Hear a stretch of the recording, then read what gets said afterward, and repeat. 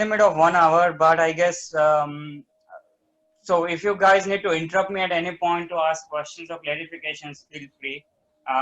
It's more of an open-ended session. I sent out a rough outline. So most of the times in most of the courses, what happens is you're presented with an algorithm and then you are told the intuition behind it. So what I have felt is, for people, I'm assuming here most of you do not have an active math background in the sense that you're not using, you're not dwelling deep into the mathematics of the problems that you're facing.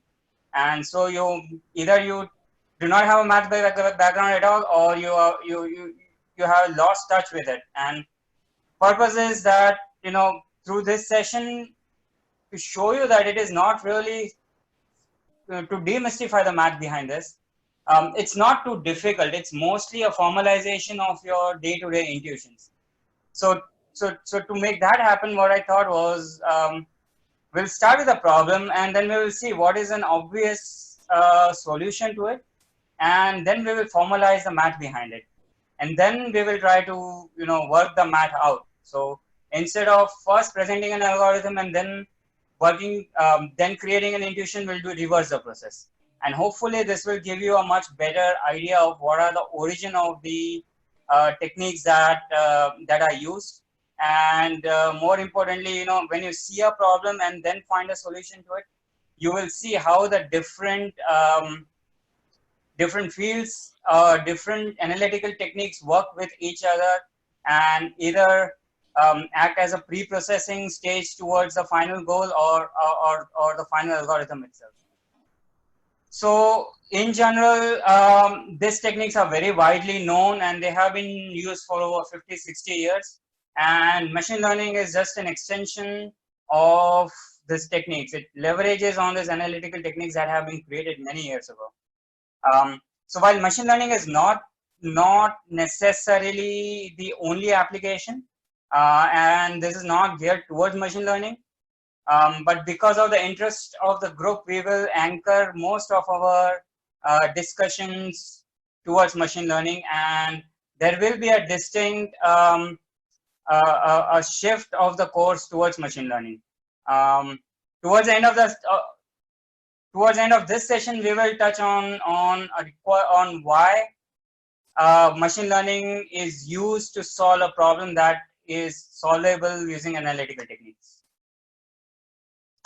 So, any questions, any recommendations, how you would like this to work out?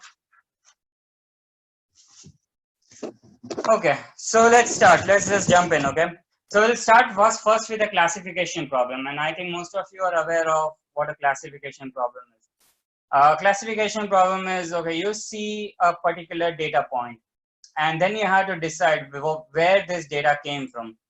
So let's assume that we are in the real estate business, and just for the context, this is a toy problem that I just created. It has no bearing and no relevance to anything real life. But let's assume that you're in the real estate business and you have to identify a particular house which has a cost associated with it, what city it came from. So we are generally dividing the cities across, let's say, United States into two categories, Tier A cities and Tier B cities. And given the price, you have to identify whether this house came from Tier A or Tier B. Again, this is not necessarily a real life problem, but it's a good illustrative problem. So the first thing we will see is when you go out in the field and do the measurements, that means you go to Tier A cities and you gather the statistics and gather all the data for the houses over there. And you say, you know what, I'm going to draw the probability distribution function. The probability distribution function is at the heart of all analytical techniques. No matter what discipline you take, you have to take. Is there a comment somewhere? Someone asking a question? Okay. Hey, Kalpendra, just one quick question. So I don't know if you are trying to share your problem, but nothing is coming up on the screen. No, not except yet. The grid. Not yet. Not yet, right? No, okay. Not yet. Okay. So first, let's see what the probability distribution function is. Okay. So in this case, let's say we call the cost of our house as a random variable. Now the random variable is a terminology which is very frequently used, and it means that this is a variable which takes a random value, and the randomness itself can be defined in various ways. Is it totally random in the sense that you cannot make any prediction on it, or the randomness has structure to it. So as we go through the course, we will see what it means to have a structure on the randomness. But let's say we call the cost as a variable x, and the notation is the following. The capital X means it's a random variable, and when we say the capital X takes a small value x, that means it is taking a very specific value x. Yeah. So in this case, let's say the cost is in dollars. Yeah? So we say we have houses from tier A cities, and they have this distribution. So let's say it has an average value of 200K. It has values spanning, let's say the lower end of about 100K, we have about 300K. And what this plot is showing us is what is the probability, right? That means if I were to take 100 houses and I write the probability as, let's say, 0.1, let's say 0.4, and this one is also 0.1. What this is saying is, if I have 100 houses out of the tier 1 cities, 10% of them will have 100, will be priced at 100K, 40% will be priced at 200K, and 10% again will be priced at 300K. And basically you have this whole spectrum of prices that you associate a percentage of occurrence with, and this is called as a probability distribution function. How is a probability of that particular random variable distributed over the span of the random variable? Okay, so the notation to use here is probability of the random variable x taking a specific value x is equal to a set of numbers between 0 to 1, because probabilities can only exist between 0 to 1. Okay. Now let's say there is tier B cities, and for whatever reason tier B cities are more on the expensive side. So we draw another distribution function for tier B cities.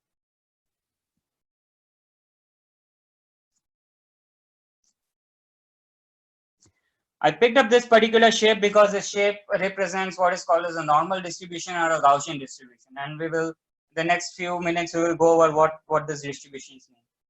And again, I'll just pick up a random value, let's say 400K, 500K, 600K, right? And the same thing, right? Something, this is 400K has, let's say 0.2 probability.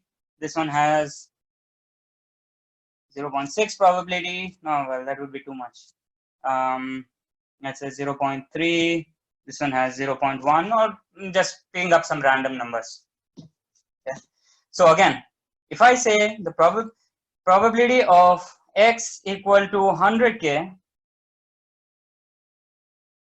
is equal to 0.1, right? For 100K, we have 0.1. Okay. Now, let's go to the Gaussian distribution function. Okay, or maybe yes. So now this is a function, just to be again make very clear about the terminology. A function means that you have a variable x, and then you do some operation on this variable x, and that operation is called as a function. So a probability distribution function will take x as its input and give you the probability of the occurrence of x. So again, probability of x equal to x is equal to, and if this distribution is a Gaussian distribution, it has a very specific, very neat, oops, sorry, give me a second.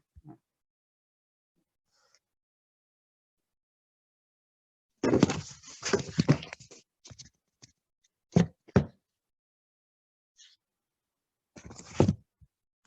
is a very neat closed form solution. A closed form solution is another terminology. Closed form solution means you have a variable or an input to a function x, and the output of the function is a equation where you, if you plug in the value of x, you get an output number, which is a number, which is the output of the function, and that's why it is called as a closed form function. It has this root 2 pi, and the pi is our regular pi, sigma square e raised to the power minus x minus sigma, sorry, x minus mu divided by sigma square. So this is what is called as a normal distribution or a Gaussian distribution. Okay, and let's go through this and see what this equation is. By the way, everything that we are discussing here has a very strong relevance to a practical application. So there will be instances where we diverge away from our main discussion, but it's only because that was the right point to discuss that particular terminology. So coming back to the Gaussian distribution, you see here we have an exponent. Now, if you guys remember what an exponent is, and in these days of coronavirus, you will be hearing a lot about exponents, about how things change when they are exponentiated, right? For those of you who do not recollect what exponents are, let's say you have something, again, let's assume a variable x, okay? And if I were to compute the exponent of x, it means as x changes, your e raised to power x dramatically reduces very fast or increase, okay, minus x. As your x changes, your e raised to the power x changes very dramatically. In this region, it becomes very, very, very small already, very fast. It is an exponential decrease. If it was an exponential increase, it would be something like this, where it would sorry, it's not this, it would be something like this, where it would increase very fast towards the lag end of the x. The point here is, in the context of the Gaussian distribution, is the following. Okay, so mu over here, the term mu means, the term mu is the mean, is the average. Simple. You collect your data, you add it up, and you divide it by the number of instances. Simple average. This is the variance. The variance formally is defined as summation xi minus mu square divided 1 over n equal to 0 to n, right? Let's go over this formulation as well, right? Because again, the notations are something that you should get comfortable with. So we are saying, what is the variance? The variance is, you first calculate the average, the mean of the data, then every instance of the measurement that you get, every data that you get, you subtract from the mean. What you're doing is, you're seeing how far away from the mean that data is. Then you square it, and the purpose of the square is that you no longer care whether it is on the higher side of the mean or it is on the lower side of the mean. All you want to see is how far it is away from the mean. Then you average it by adding it and dividing it by n. So effectively, the variance says how much your data is spread from the mean. So coming back to the Gaussian distribution, the entire distribution can be summarized by just two variables, your mean and your variance. If you know the mean and your variance, you can create this equation, and once you pop in the value of a particular instance of x, you get the probability of that x. So for example, in this case, let's say the mean was mu a. Mu a means the mean of all the data of tier A cities is equal to 200k, and the variance sigma square is equal to, let's say, I don't know, 50k squared, right? So if I were to plug this and this into this particular equation, and I pick x equal to 100k, I will get this number, which is equal to 0.1. Right? This is the closed form solution of the Gaussian distribution. And to quickly, what Gaussian distribution is saying is, the farther your measurement is away from your mean, you see, because of the exponentiating, the further it is, the more rapidly its probability is diminishing. And that is what you see in this curve. You see, when you see this fall like this, it's an exponential curve. The reason of having this explaining this exponentiation is that Gaussian distribution is not a distribution in itself. It comes from a family of distributions which are called as exponential distributions. And the good thing about exponential distributions is you need the mean and the variance only to define those distributions. And they are very amenable to analytical techniques. That means you can have a closed form solution for this kind of distributions, and you can solve them relatively easily. And the reason is because of this exponentiation over here, mathematically you can get rid of this exponentiation by taking a logarithm. Once you take a logarithm of an exponent, your exponent goes away and you're left with a very simple small equation. We'll revisit this as we go down. Any questions so far? Things are clear? Okay. Now that we know our Gaussian distribution,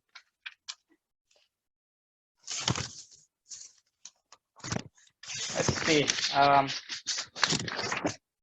Okay. One more thing about Gaussian distribution. Okay, why is this Gaussian distribution, apart from its feasibility in terms of its analytical manipulation, why is this so important? So there is a natural law, and the law is called as the central limit theorem. Okay, very beautiful. What it says is that if a random variable is composed of an addition of multiple random variables, then if those multiple random variables, you have many of those multiple random variables, which when added gets you the random variable that you are working with, the distribution will tend towards a Gaussian distribution. So let's again go back to our specific example, right? The price of the house. Okay, let's say the price of the house is composed of the land, the value of the land in dollars, the cost of construction in dollars, plus fractional of location, plus a whole bunch of other variables. And each of this variable for a particular city can have a different distribution, right? This could be a different distribution, this could be a different distribution, this could be a different distribution. But if you have, let's say, 10 of these variables which add up together to get you the price, then the price will tend towards Gaussian. It means that a lot of processes in the physical world are composition of multiple random variables in an additive form. So in particularly when you are looking at things like signals or radio waves propagating through the air, lot of these variables are by nature Gaussian distributions, and they are Gaussian because of the central limit theorem. So we many times make an assumption that things are Gaussian distribution, and we work with these distributions to make our life much easier.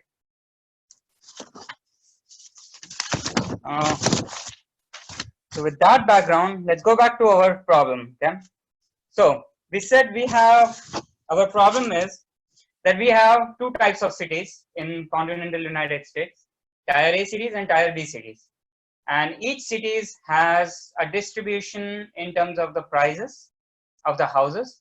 And our job is to find out, given a house, given a specific a price, let's say we see a house which is 300K, whether that came from a tier A city or a tier B city, right? So let's formalize this problem. Okay, so we write it, and we'll introduce another concept called as marginal distribution. Okay, so we write the problem. The problem is find the probability that the house came from tier A. C is another random variable. In this case, we are going to call the C as the probability of a city, and the city being tier A, given that I see a house which is 200K. Right? What this terminology again is saying is, give me the probability of a random variable taking a binomial. In this case, see, your x is a random variable and it takes what is called as multinomial, not a multinomial, but a continuous distribution. Your x, which is the cost of the house, can be continuous. It can take any value from some lower limit to a higher limit, be 200K, 250K, 300K, who knows what. But the random variable, we are introducing another random variable here, which is the city, and it is a binomial random variable. So it can take two values. It can be tier A or tier B. Okay. We are saying is, what is the probability of the random variable C being tier A or tier B? This sign over here is his given. That means I have some information, additional information, which is the cost, which is that this particular random variable x, which is the cost of the house, is 200K. So for the specific instance of a particular measurement of x being 200K, what is the probability that the house comes from a tier A city? We can write the same thing, which says probability of C equal to tier B, x equal to 200K. Right? This is another probability. If I have both of these probabilities, then I'm done with my problem, right? Whichever probability is higher is my city that this particular house came from. For example, if the probability of x being 200K, and in this case it is clear, right? In this distribution, the probability of 200K is 0.4 when it is a tier A house. If it's a tier B house, then the probability of 200K, if you extend this distribution over here all the way, it's mostly nil, negligible.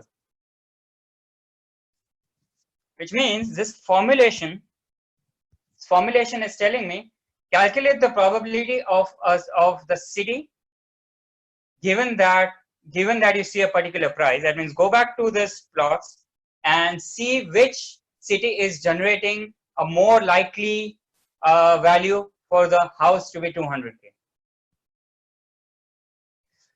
So, which means to formalize this, I can say probability of C equal to A given x equal to 200K is less than or equal to probability of city equal to B given x equal to 200K. Whichever probability is higher, I'm going to select that city. And this formulation is called as the maximum a posteriori probability classification rule. It has several other names, so it's called as a map algorithm in for example electrical engineering. As we will see in machine learning, this constitutes an set of algorithms called as discriminant analysis.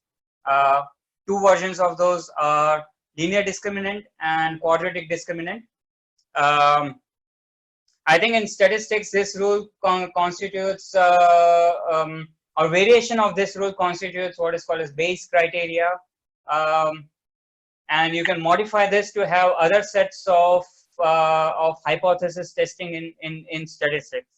We won't go there that far. Now I'll take a break here. Any questions at this point? I'm not able to see the chat window, so if you have a question, please unmute yourself and ask. Okay. So we will modify this problem a little bit. And instead of asking the question, what is the probability of a city given a measurement, we're going to write it in a slightly different way. We're going to say, what is the probability of x equal to 200k given that the city equal to A less than or equal to probability of x equal to 200k given the city equal to B. You see, there is a very slight difference. Okay, and under certain circumstances, both these probabilities will be identical. What the second one is saying is, what is the probability of x being 200k given the city A versus what is the probability of the city given the x is 200k.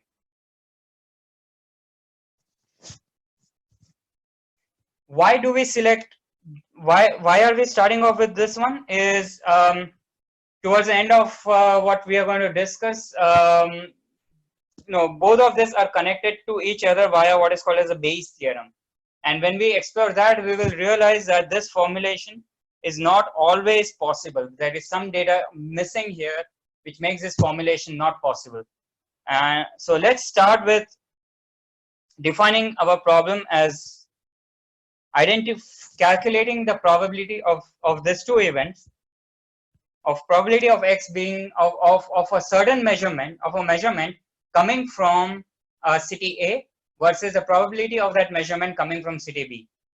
And whichever is the higher probability, we conclude that hypothesis to be the correct hypothesis. Okay. So again, remember, this is the probability that we want to calculate, and we'll calculate the probability of this event and this event.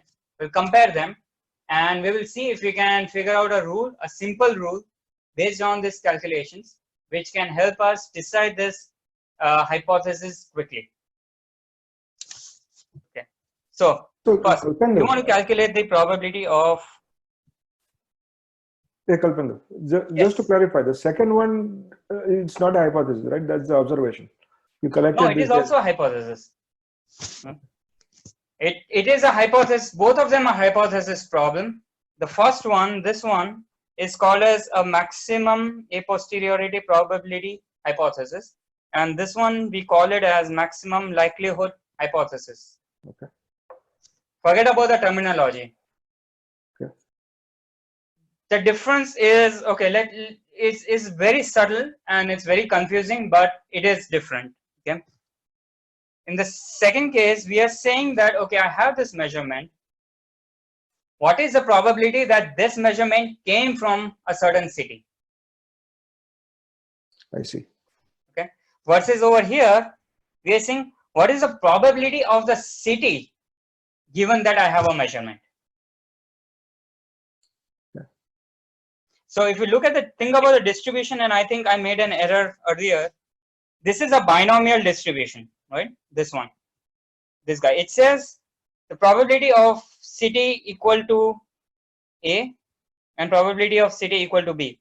The probability distribution function is a good point to actually address this, right? In the first case, let me write this down again.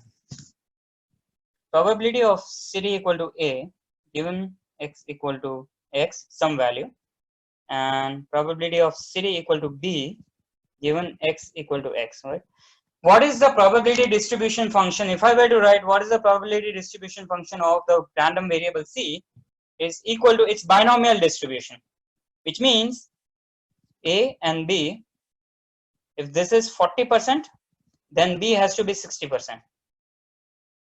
If I have a measurement, certain value of x, and I conclude that the probability of the city being given the probability that a $200,000 house came from the city A. Let me write it this way. Probably this is better.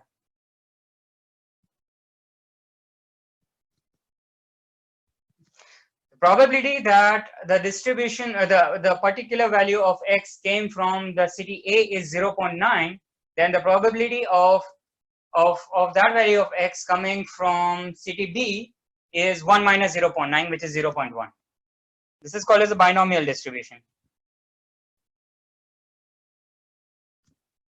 Okay. Contrast this with probability of x equal to x given a city equal to A, which is your distribution, this one over here.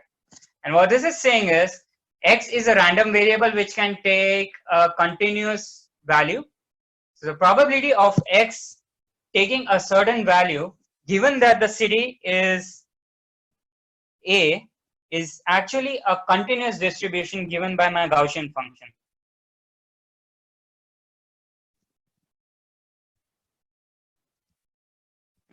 So this is a Gaussian normal distribution, normal or Gaussian. Versus this one is a binomial distribution. So they are fundamentally different problems, but they are related to each other via what is called as a Bayes theorem.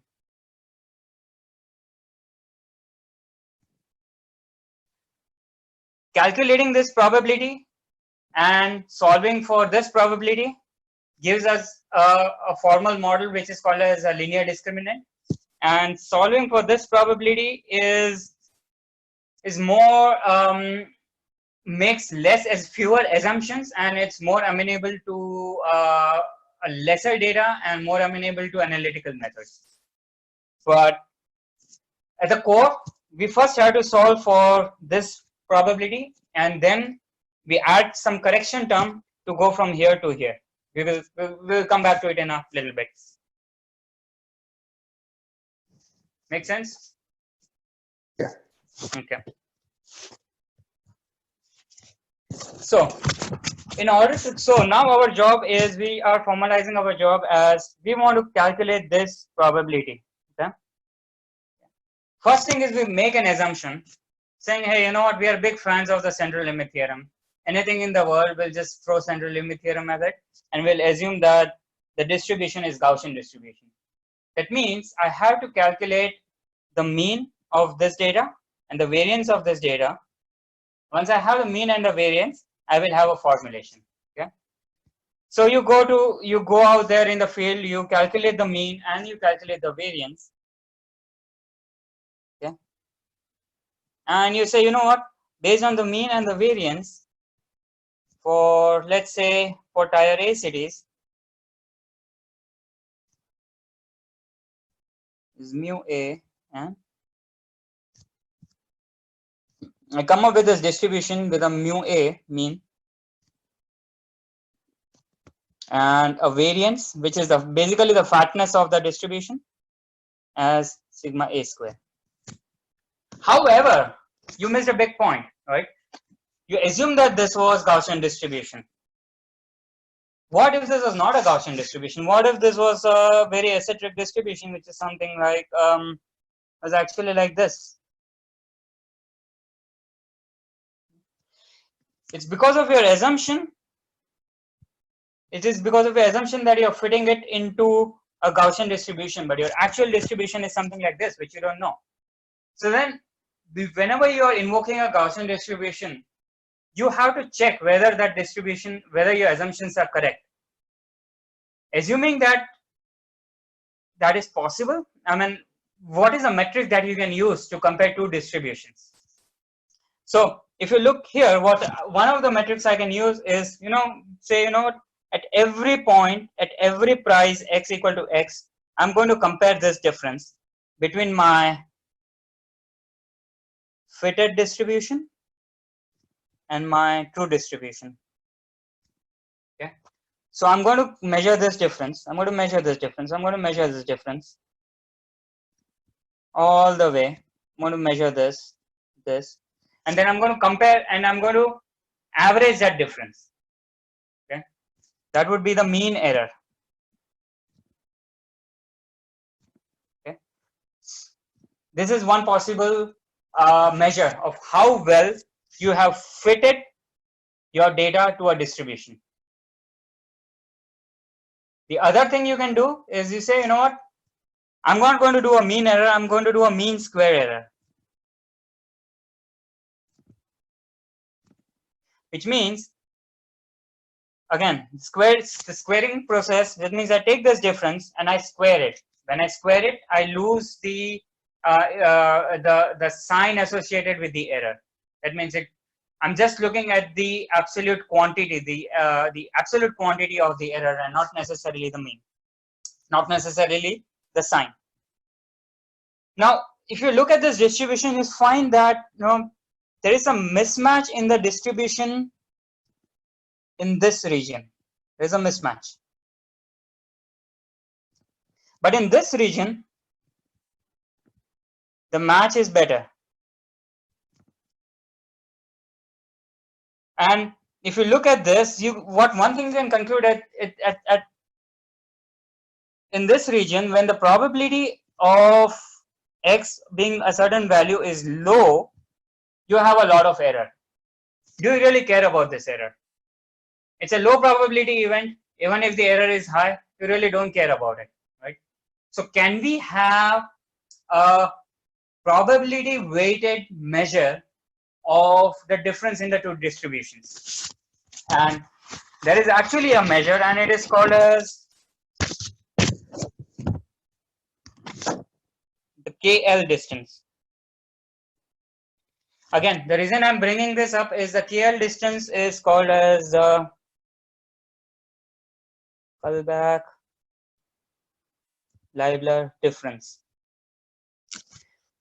And this difference, to formally say, is called as distribution KL between a random variable x and a random variable y. So it says if my random variable is x and its actual distribution is this green curve, okay,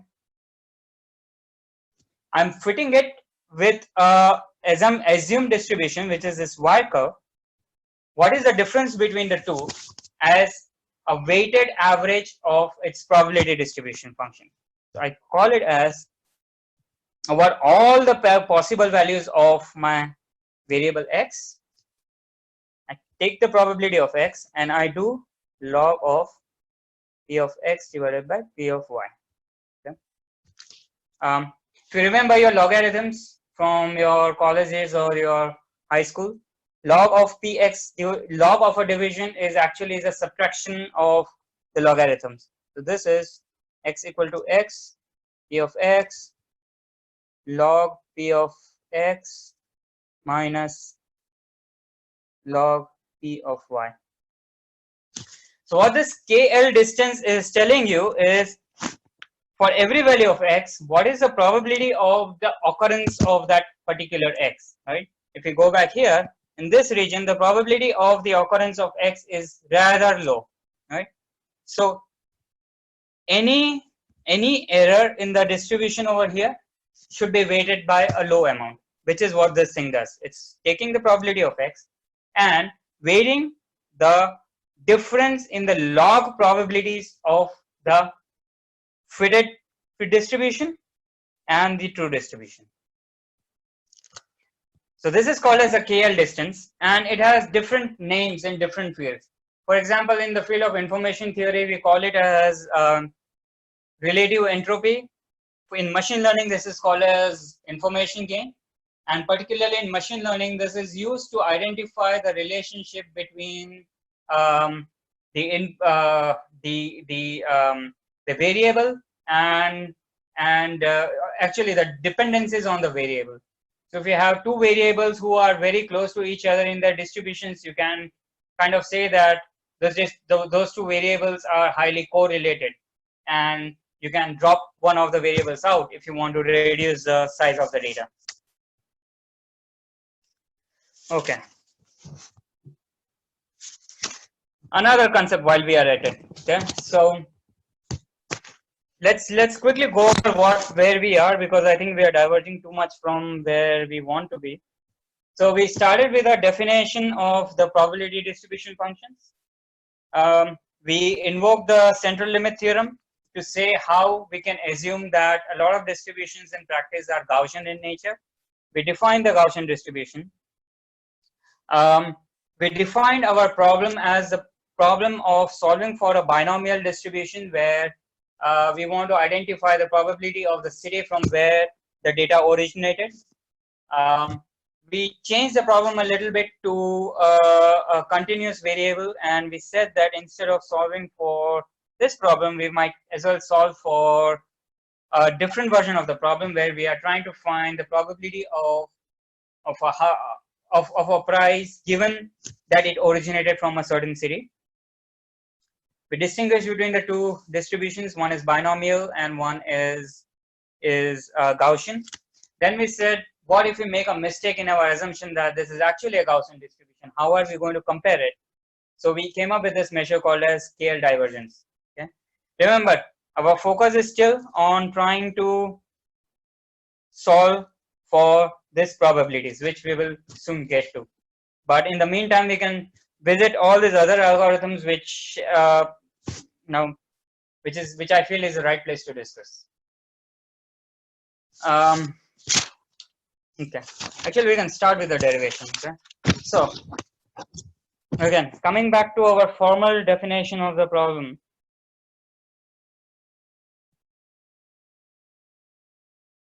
Probability of x equal to x given that the city is A. We want to compare it with, let me just check the time. I think we are very short on time. Equal to B. So what is the probability of x equal to x? If you remember, this was modeled as a Gaussian distribution, 1 over root 2 pi sigma a square e raised to minus x minus mu a square divided by sigma a square greater than or equal to same thing but with a different variance and a different mean.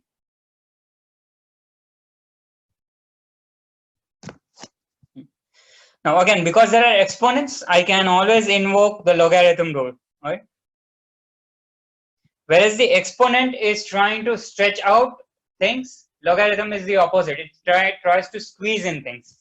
So the logarithm of the exponent of x is equal to x. Okay? High school mathematics. Okay? So instead of solving for this one, we're going to do log of this whole quantity is less than or greater than log of this whole quantity. Now we have to be careful. Can I always invoke log? Yes, and the assumption, there is an assumption here, is logarithms and exponents are monotonic functions.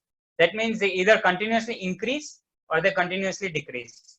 This is important because if you're comparing two quantities, and if you apply a function to these two quantities instead of the quantities themselves, and the function is such that it increases in a certain point and then decreases, then this comparison will be invalid. But the logarithms are called as monotonic functions. That means they either continuously increase or continuously decrease. That means any functions, any two variables that you're comparing, you are going to get the same result if you compare the logarithms of those variables. So logarithm is a valid pre-processing to comparing these distributions. Okay. Now let's make another assumption. Sigma a square is equal to sigma b square is equal to sigma square. That means over here in this distribution, we are assuming that both distributions have same variance, sigma square. Very important assumption that we are making, which is going to greatly simplify our math over here, right?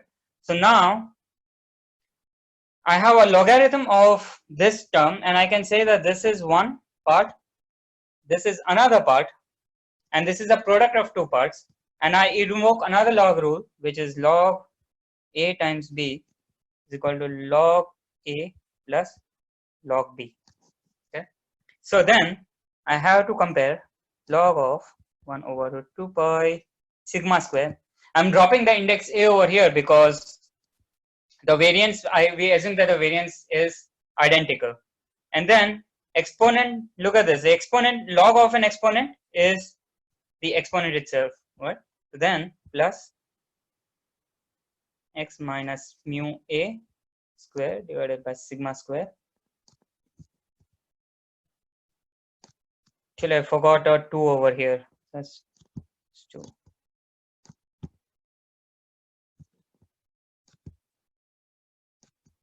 Okay, is greater than log 1 over root 2 pi sigma square minus x minus mu b the whole square divided by the sigma square. This is the math behind comparing the two distributions. Okay, and I'll skip through the steps of actually solving this. It's a very straightforward algebra, but when you solve this, you come up with a rule which says something like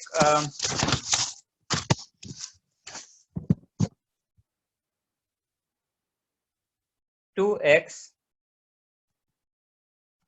mu a minus mu b less than or equal to mu a square minus mu b square, right?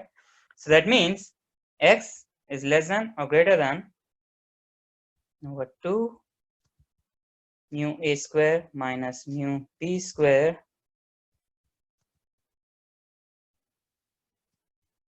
that is equal to half mu a plus mu b. Okay, what we did was, again, we had this comparison we wanted to make, right? Probability of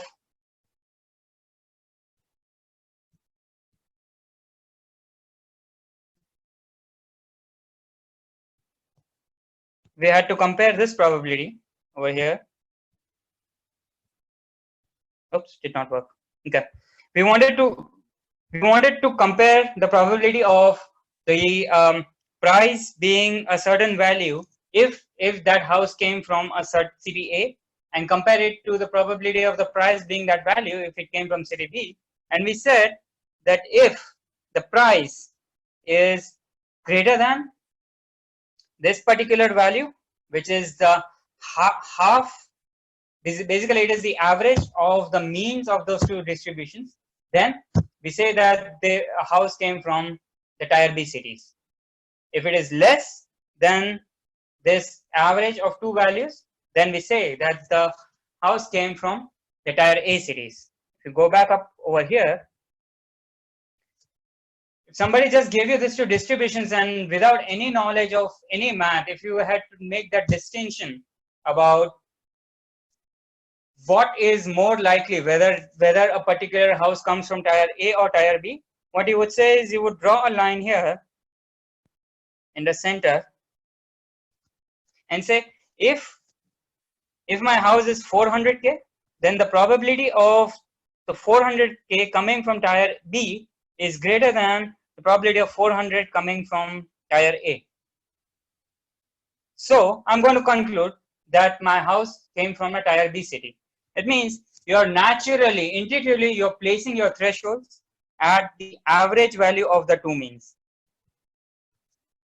Guess what? Your brain is naturally doing a maximum likelihood detection. Remember, however, there is a big assumption here. The assumption is that the variances are identical. If the variance is not identical, then this rule doesn't directly apply, but you have to make some modifications to it. I think we're almost out of time, but if the variances are not identical, you have to make some more adjustments to this particular formulation. But at its heart, the model still works very well. This is the actual this is the what we call it as a maximum likelihood classification rule. You're simply maximizing the probability of a measurement coming from one hypothesis or another hypothesis. So it will be a little bit more clearer. Let's see if we can extend this to what is called as a multinomial distribution. So instead of having two hypotheses, let's say we have multiple hypotheses, right? Instead of tier A and tier B cities, we have tier A, B, C, D, F. Who knows how many cities? So each of this will have its conditional distribution. Probability of x equal to x given A. Probability of x equal to x given B. And so on. Probability of x equal to x given F, right? Then when you get a measurement, x equal to x, let's say a certain value of x equal to a certain number of dollars, you measure the probabilities of the x coming from this distribution, this distribution, this distribution, and you say, what is the maximum, what hypothesis has the maximum probability of generating this particular value of x, maximum likelihood, right? So again, if we go back to our solution over here and take this one,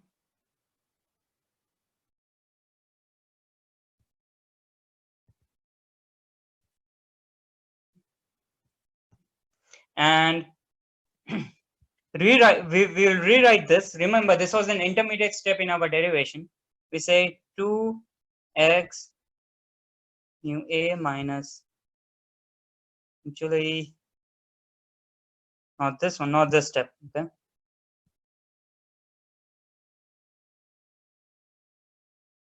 Probability of x equal to x given c equal to a certain value c is equal to certain value ck is equal to 2x mu k plus mu k square. That means for a certain hypothesis k, I can come up with the log probability of this, of x coming, x being x given the ct equal to k, which is basically a part of the derivation over here, and that log probability is very easy to calculate. Or I say that I take the variable x, I multiply it by its mean mu, and I add the mu square. So I do this computation for all k.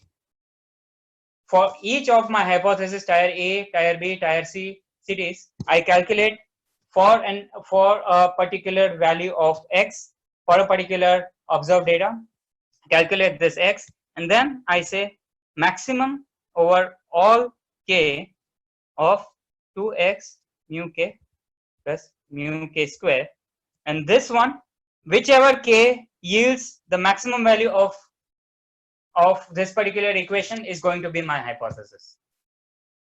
This is called as the maximum likelihood rule. Okay, and under, as we saw, to reiterate, we saw that under the assumption that the variances are equal, the maximum likelihood rule is nothing but an average value of your means. That means if the measurement is more than the average value of means, you call it as one hypothesis. If it is less than the average value of the means, you call it as another hypothesis. Any questions?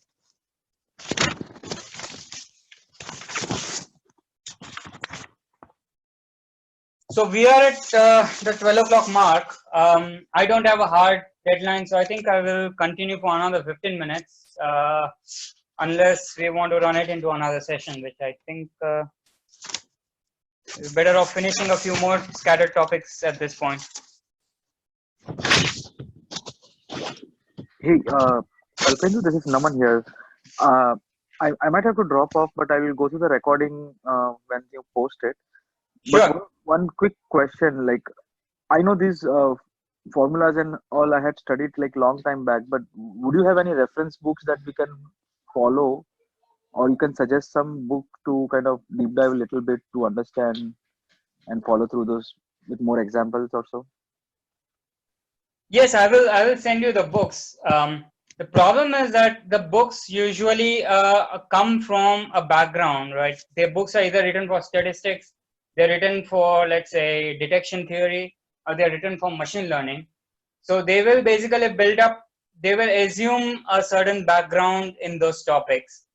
So you will have to push yourself around the notations and the underlying context to understand what is going on. But let me see. I mean now you can actually, a better place to start would be a YouTube video.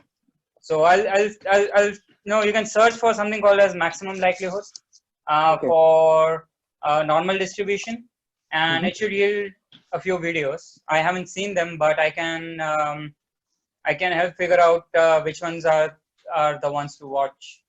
And of course, I have book references. I'll send them too. Okay, sounds good. Okay, thank you. Yeah. Okay, let's go back to our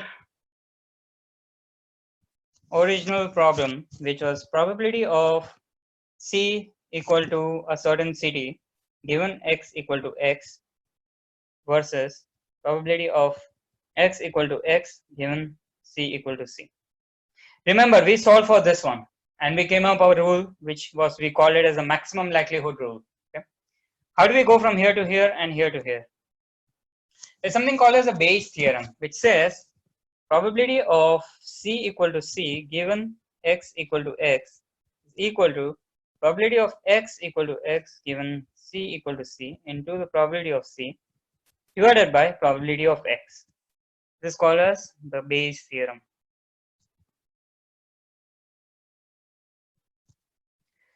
What this is saying is any two probabilities which are joint distributions can be interconnected with each other via a process called as marginalization. So what is a joint distribution? Is equal to probability of C equal to C and X equal to X, right? This probability of city equal to C and the price X equal to X, right? So this is called as a joint distribution, and it says what is the joint probability of a city being a certain tier city and the price being a certain dollar amount. And I can write this as P of C equal to C comma X equal to X as probability of X equal to X given C equal to C into the probability of C. What it's saying is that I can split this probability into two parts. One is a marginalized distribution, which says what is the probability of the dollar amount given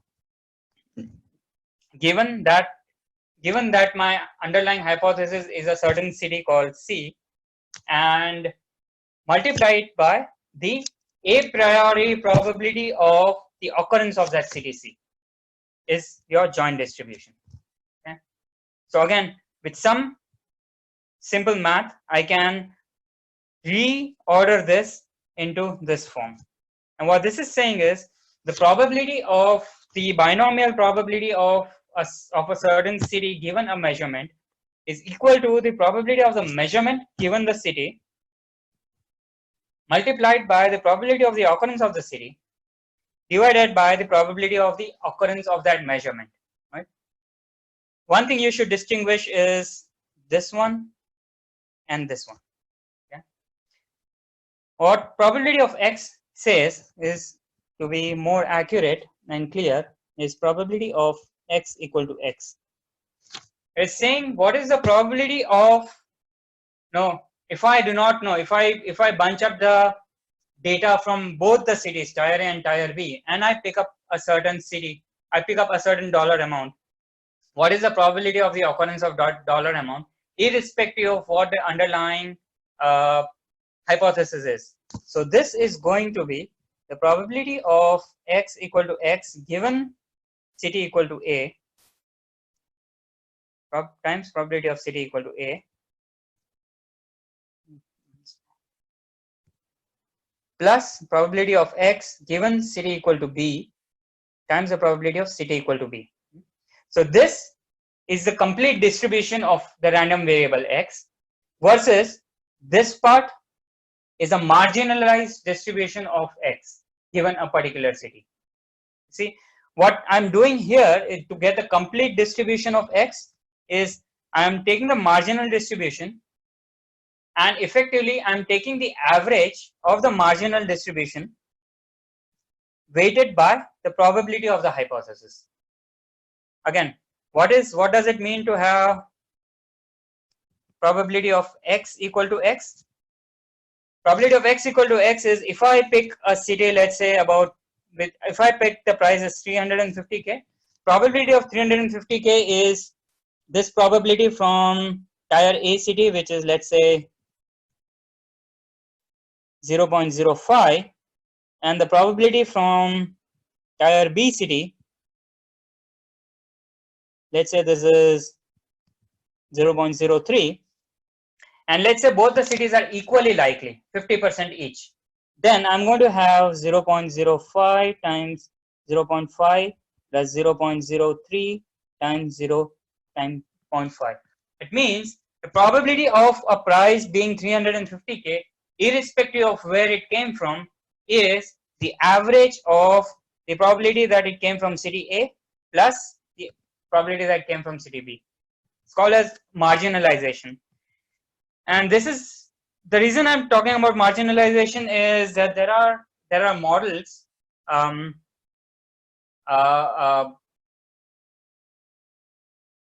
Okay, there is a comment here. Jigar says very important comment, which I was going to address it.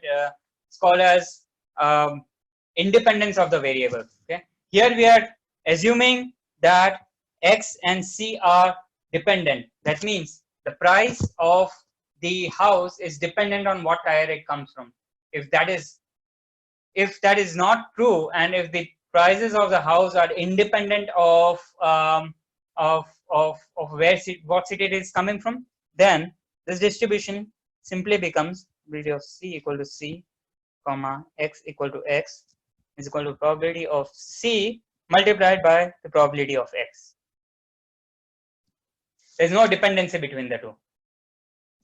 If they are dependent, then they are related to each other via this marginalization process, via this Bayes theorem.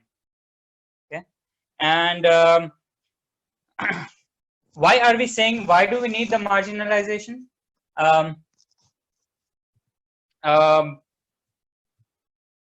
Is because, let's say, for two reasons. One is we'll come back to this problem again, but before that we can quickly touch upon another topic that uses marginalization, and it's called as, let's assume that the probability of X equal to X, the cost is composed of multiple factors, right? We said the area,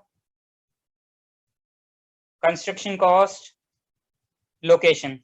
Let's just assume that there are three variables that constitute X. Okay, now besides the assumption that they add up and then we have X as a Gaussian distribution, is another more powerful model that we can use.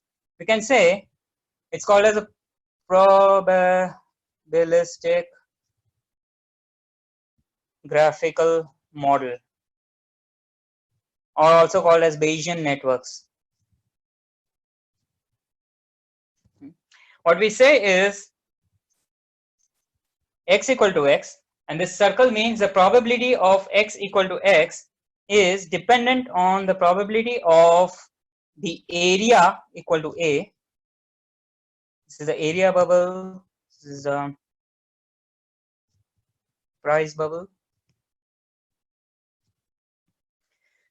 is dependent on the area equal to A. It is dependent on the cost equal to C. This is bad. Let's say cost equal to C, and it is dependent on the location. Okay. However, the area is also dependent on a location. So we can basically say the probability of area equal to A is dependent on the location. Not only that, the location also determines what is the cost of construction. So we say probability of the cost is also dependent on the location. It is conditioned on the location. Not only that, the area also determines the cost.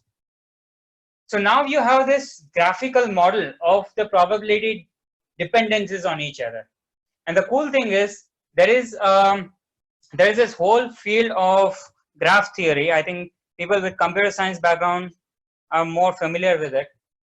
And you could use this graph theory to solve for this particular graph, meaning that if I want to calculate the probability of the cost, then I can start with location.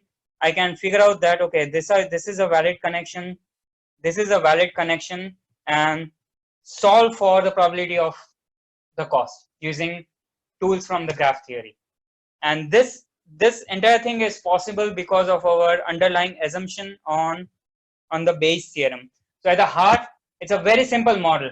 It's a Bayes theorem that is enabling us to solve for this complicated graph theory problem. I'm not sure how much of these graphical models are actually used in practice, but it is in my field where we are where we solve for what is called as error correcting codes. We use this some version of this kind of models. So promise this is the last topic, but let's go back over here. Yeah. So if we want to rewrite our hypothesis testing problem, and we say probability of C equal to C, X equal to X is less than or greater than probability of C equal to C, CA given X equal to X to CB given X equal to X, then I can do the same thing. I can do a log of this and a log of this. Same problem that we did with the maximum likelihood. When you do this, the model that you get is called as, actually, you know what, let me first solve this, okay, and then I'll call we can come up with a terminology for this.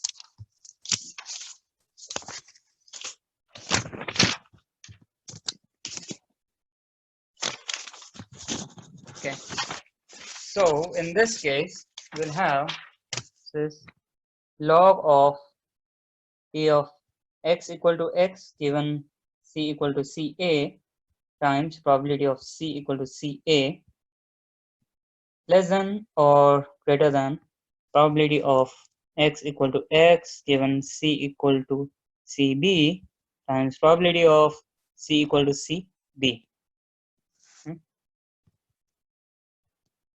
Again, log of A times B is log A plus log B. So I have log P of X equal to X given C equal to A plus log C equal to CA. Nope. Log of the probability of the city equal to CA is greater than or less than log of X equal to X given C equal to B plus log,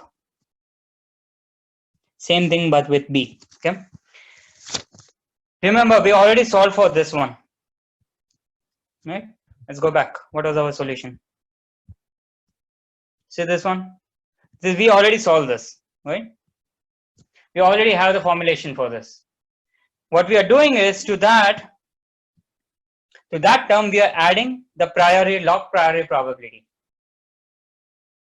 So now our rule changes a little bit. It's saying that use the same maximum likelihood rule, but now bias that rule with the priori probability of your knowledge of your cities, right? If my probability of C equal to CA is equal to probability of C equal to CB, then these two guys will cancel out each other and we will fall back to the maximum likelihood formulation. It means this particular formulation, which we call as the map formulation or also called as LDA, linear discriminant analysis, is under the assumption that both the hypotheses are equally likely, they converge to the maximum likelihood formulation. Why this is important, okay? So let's say if we are just comparing probability of x equal to x given c equal to c, what if in the continental United States, tier B cities were 100 times more prevalent than tier A cities? In which case, the probability, and if you beforehand had this knowledge, then this distribution over here, you would look at it in a very different way. If then you would see a house which is 300K, you wouldn't jump to the conclusion that it came from tier A cities, because the tier B cities are 110 times more likely. So this probability over here, which was otherwise very tiny probability, now has to be scaled up by a factor of 10. That means if the a priori probabilities of the two underlying hypotheses are different, then you have to account for that. And that's why the complete formulation and the more accurate formulation is the, what we call it as the map a priori maximization of the a priori probability, and this and you have to account for your priorities over here. Unfortunately, in many practical cases, this a priori is not available. So then you make an assumption that the priorities are identical, and you solve for a simplified maximum likelihood problem.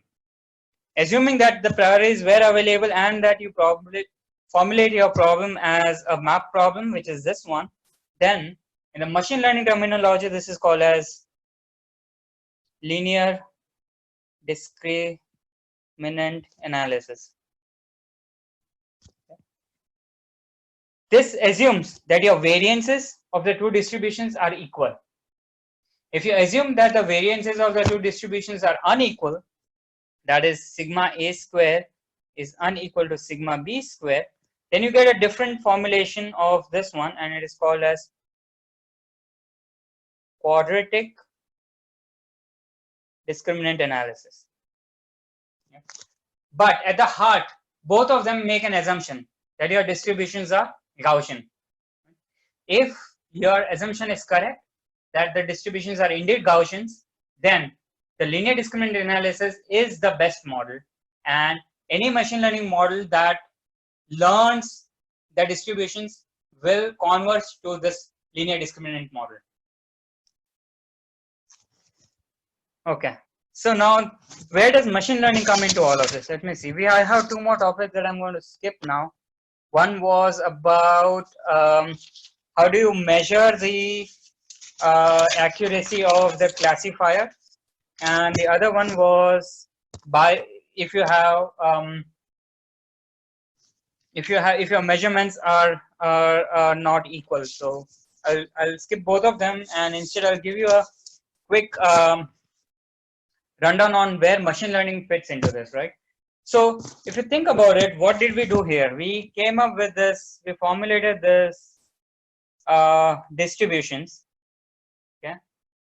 And then we assumed that the distributions were Gaussian, and then we fitted the distribution to the Gaussian distribution, and then we made the maximum likelihood ratio, and we came up with this particular rule where you take the value of x multiplied by the mean and add the mean square, and then decide which of the hypotheses has the largest of this particular term. I don't want to do all of that, right, for whatever reasons, and the best reason being that I don't know if my underlying distribution is indeed Gaussian. What machine learning says is, instead of doing all of that, I'm going to assume that my log probability of x equal to x given c equal to ca divided by, sorry, not this one, my log probability, this rule in its logarithm form, log of p of c equal to ca given x equal to x divided by p of c equal to cb given x equal to x is equal to a very simple equation, W0 plus W1x. It says that, I want to forget about all the distribution nonsense and all the painstaking process of calculating the distribution, fitting the distribution, coming up with this thresholds, and forget all that nonsense. I'm going to take a shortcut. I'm going to be very lazy. I'm going to come up with two numbers, W0 and W1. I'll take W1 and multiply it by x, and I'll add another number W0, and I'm going to use this to calculate my log likelihood.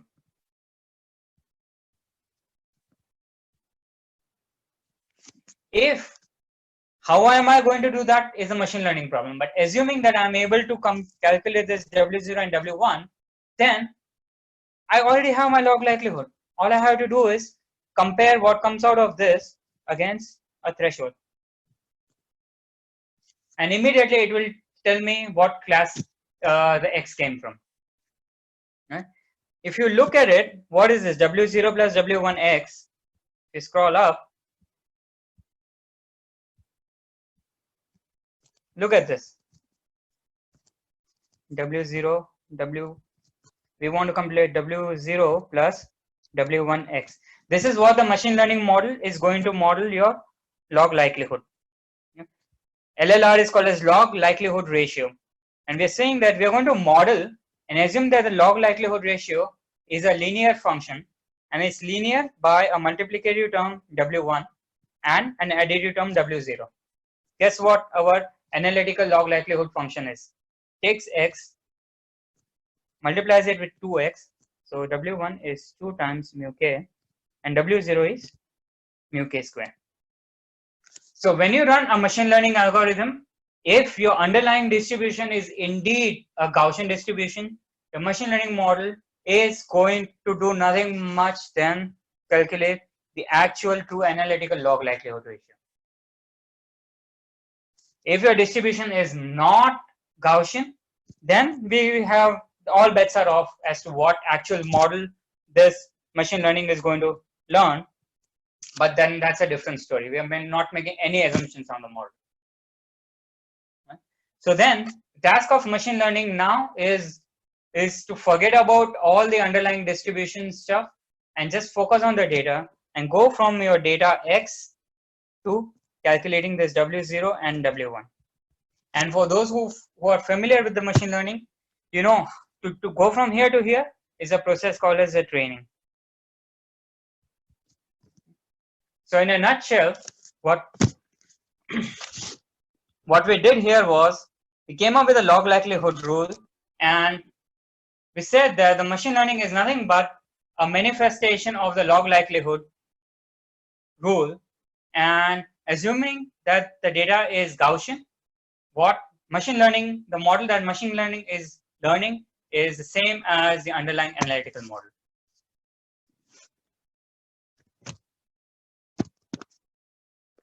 So any questions at this point?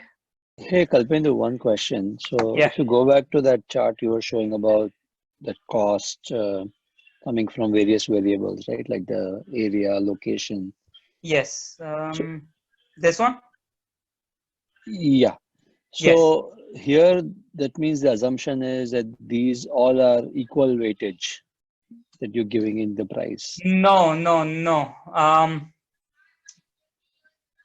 So where They I are was going not with equal my, weightage. They are weighted by the. So, for example, the probability of area equal to A will be equal to the probability of location of probability of area equal to A given a location times the probability of the location plus all such dependencies, right? So you see there is a weighting by the probability of the location. But if you're saying that, okay, I want to give more importance to the location than the cost, then you could have another multiplicative term here, W. Which is a constant one across. Depends, right? You could do many other things. So this is what is called as a weighted, it's called as a Bayes criteria when you're doing a graphical model. What not a Bayes criteria, it's called as a weighted cost model, where each of this connection has a cost that you can beforehand decide, and then you can, with that cost, you can solve for this graphical model. Okay, but inherently in this model, the weightage is based on the probability, is what you're saying. Okay. Probability is 1, yes. Inherently, it is based on only on the probability. And okay, and that's where you're that likely of number of times it can happen will come in. Okay, got it. Yes, the priori. This is the priori. It is by default weighted by the priori, but you could have additional weights depending on your application.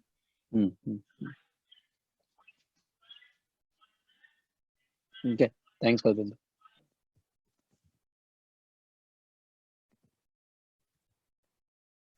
So quickly to go over what we did, came up with 2 hypotheses. We mapped it to a Gaussian distribution, concluded why Gaussian distribution is feasible. We formulated our problem. We came up with an alternate problem which we called as a maximum likelihood problem. We differentiated between the two. One is binomial distribution, one is normal distribution. We quickly diverged to come up with the scale distance, which measures how different your fitted probability distribution could be from your actual true distribution. Then we came back to solving the maximum likelihood problem, and we converted the probability comparison into a log probability comparison. We compared the two and came up with this rule which mapped our intuition, saying that the rule is nothing but an average under the assumption of identical variances. The rule is nothing but a mean, the average of the two means. We extended it, the concept of maximum likelihood to multinomial distributions, and we came up with this rule saying, you given a measurement, you come up with this particular number, which is the x multiplied by the mean plus the mean square, and then compare it against all the hypotheses and select the mean, which is the ultimate maximum likelihood rule. Then we went back and tried to solve via we used the Bayes theorem to map the this probability over here into the Bayes into the class probabilities, and quickly showed how the marginalization can be used to come up with what is called as a probabilistic graphical models.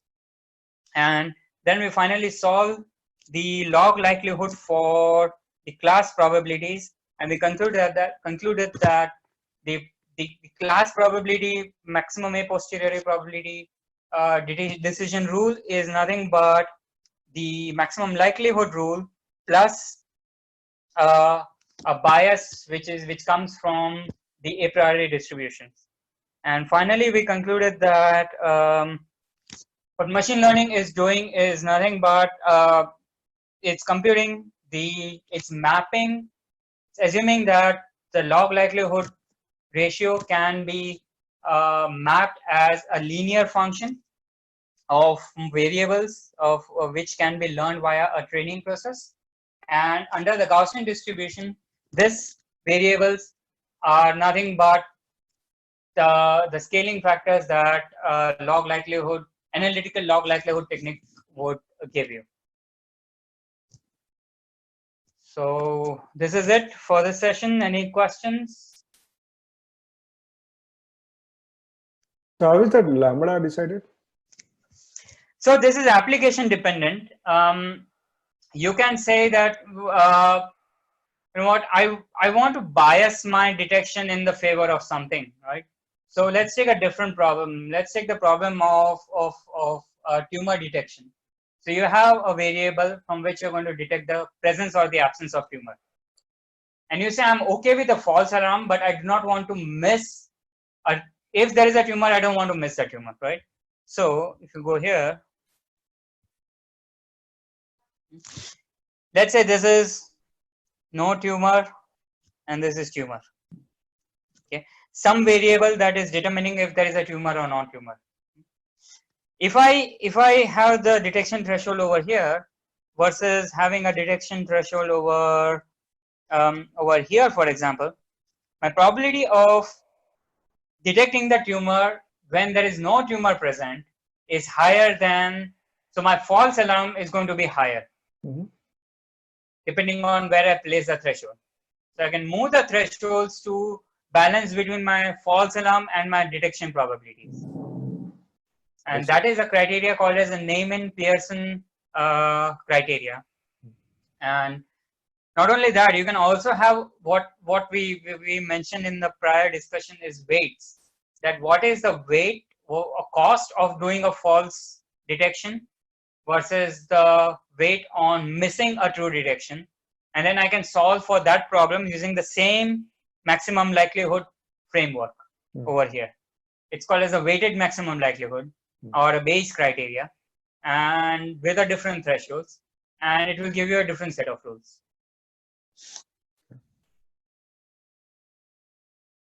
Nice.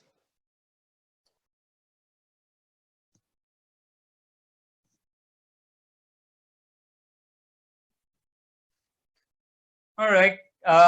Any more questions, or we can conclude? I'm not able to see the chat window, so if you are sending a chat message, I cannot see. You will have to speak up. Yeah, no questions, Kalpendu, but this was great. Thanks. Okay. Been a while we've looked at all this, but refresher was good. Yeah, thank you very much. Again, remember the motivation here is that these are few handful of techniques, and that pretty much everything organically stems from these techniques. At its heart, the maximum likelihood is what drives most of the organic growth, as you guys pointed out, right? What if I have a different set of weight? What if I have a different set of threshold? The framework still remains the same. So scaling up on this problem, if at all there is interest, we go and scale up this problem. The next thing we will do is, instead of being a single variable where x is equal to a single cost, we will add more variables and scale this up. And we'll see that scaling it up is nothing but a very simple mathematical scaling up of the problem. The underlying maximum likelihood, the underlying machine learning still remains the same as a single variable. So you can scale it up from 1 to 2 variables or 4,000 variables or 1,000,000 variables. The technique still applies.